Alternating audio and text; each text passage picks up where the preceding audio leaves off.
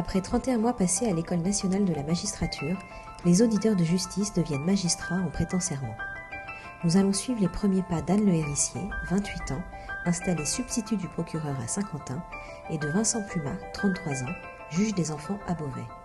Nous les retrouverons dans 6 mois en fonction pour recueillir leurs impressions. Je suis rentrée à l'école de magistrature après un cursus universitaire.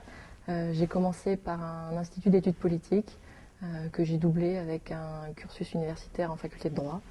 Et voilà, j'ai passé le concours en suivant, et donc les 31 mois d'école à l'école de magistrature à Bordeaux. D'abord, je crois qu'on vous l'a dit, je suis un cas un peu particulier parce que je suis devenu auditeur de justice alors que je n'étais pas étudiant en droit. J'avais même jamais fait de droit. Donc j'ai fait un cycle préparatoire de 2 ans, qui n'existe plus aujourd'hui, mais qui existait encore à l'époque, pour entrer à l'école de la magistrature. Donc si je dis ça, c'est parce que ça explique que c'est une vocation plutôt tardive. J'étais enseignant et quand j'ai fait mes études, j'ai toujours voulu être enseignant. Donc j'étais en classe préparatoire aux grandes écoles. Ensuite, j'étais à la fac d'histoire. J'ai fait de l'histoire médiévale en maîtrise et un début de DEA. Et j'ai passé l'agrégation d'histoire en 2001 et c'est pour ça que je suis devenu enseignant.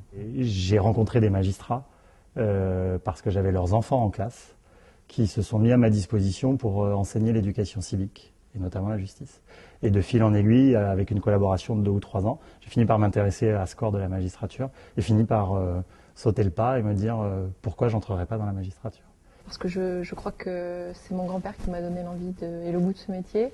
Lui-même était magistrat et petite, j'ai été un petit peu bercée par ses histoires. Donc c'est une profession qui m'a toujours beaucoup attirée. Et puis parce que je crois que il y a autour de ce métier des valeurs que je souhaite défendre. Et je pense que c'est pour ça aussi que je me suis orientée vers des études de droit, de sciences politiques, pour pouvoir devenir magistrate. Et je suis aujourd'hui profondément honorée de pouvoir entrer dans cette profession. D'abord, je suis très attaché au service public depuis toujours. Donc pour moi, c'était pas une révolution non plus de passer de l'éducation nationale à la magistrature. Donc il y a vraiment mon attachement à être au service du public, ça c'est sûr. Il y a ce côté varié du corps de la magistrature qui fait qu'on rentre dans un corps, mais en fait on peut faire plusieurs métiers et en changer régulièrement. Et même, je me suis rendu compte en creusant un peu plus que la mobilité professionnelle était même mise en avant. C'est un moment qui est à la fois riche en émotions, mais également riche en appréhension, parce que, comme je vous le disais tout à l'heure, c'est un aboutissement. C'est un parcours de 31 mois à l'école qui se termine. C'est la fierté d'être arrivé au bout, d'avoir été estimé capable d'exercer mes fonctions. Pour moi, alors là, pour le coup, j'ai vraiment l'impression de changer de métier. C'est-à-dire que ce matin, j'ai vraiment l'impression que jusqu'alors, j'étais auditeur de justice. À partir de maintenant, je deviens magistrat, que dès lundi, je vais endosser la responsabilité des décisions que je prends. Au moins, si ce n'est la responsabilité professionnelle qui existe, c'est sûr, mais au moins la responsabilité morale des décisions que je vais prendre. Et j'ai l'impression que le tournant, c'est aujourd'hui. Je voudrais dire que, pour moi, la prestation de serment, ce n'est pas une cérémonie futile, inutile, avec un rituel désuet. J'appartiens à une génération de magistrats où la prestation de serment était expéditive, ça prenait 5 secondes chrono, et puis voilà. Nous avons voulu, en fait, monsieur le procureur général et moi-même, faire une véritable audience et expliquer que ce serment, ce n'est pas rien du tout. La formule du serment est la suivante.